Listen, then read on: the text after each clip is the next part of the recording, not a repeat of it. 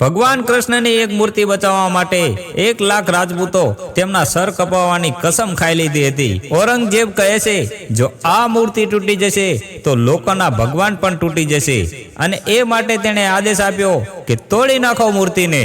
ત્યારે એક ચમત્કાર થાય છે, તેમનો સામનો તલવારોથી નહીં, ત્યારે અચાનક આકાશ કાળું થઈ જાય છે। હજારો લાખો ભયંકર મધમાખીઓ અને જીવાતો ઘોડા બેકાબુ બની જાય છે। સૈનિકો રાજા અંધકારમાં દોડવા લાગ્યા અને આખી સેના જીવ બચાવીને ત્યાંથી ભાગી જાય છે। આ કથા છે સાહેબ દ્વાપર યુગની। દેવરાજ ઇન્દ્ર ક્રોધિત થઈને ગોકુળમાં પ્રલય વરસાદ કર્યો હતો।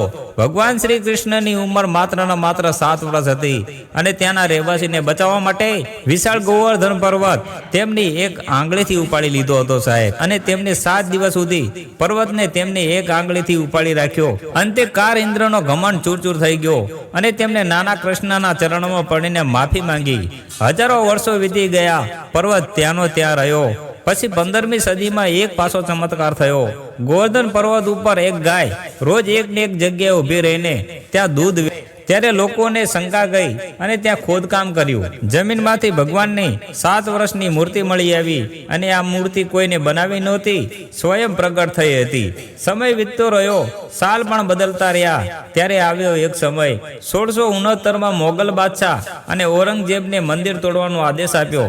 મંદિરના પૂજારી દામોદાસજી ગભરાયા। તે રાતોરાત ભગવાનની ગાડામાં મૂર્તિ લઈને ત્યાંથી ભાગ્યા। કેટલાય દિવસો મૂર્તિ લઈને આમ તેમ ભટકતા રહ્યા। ઘણા બધા રાજાનો આશરો લીધો, શરણ માંગી। ઔરંગઝેબનો ડર એટલો હતો, ડરથી બધાએ ના પાડી દીધી। પછી પૂજારી ભટકતા ભટકતા રાજસ્થાન પહોંચ્યા, મેવાડમાં પહોંચ્યા।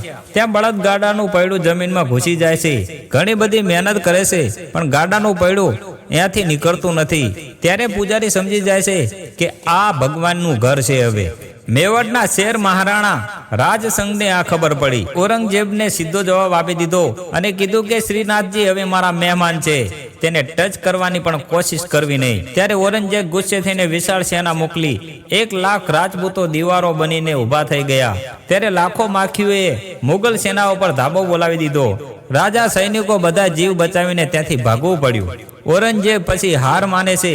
આ સિયારી ગામ ભગવાન શ્રી કૃષ્ણ નાથજી તરીકે ઓળખવામાં આવે છે। અને સાહેબ આવા વિડીયો જોવા માટે અમારી ચેનલને સબસ્ક્રાઇબ કરી લેજો અને કમેન્ટમાં દિલથી જય શ્રી કૃષ્ણ લખતા જજો। જય શ્રી કૃષ્ણ।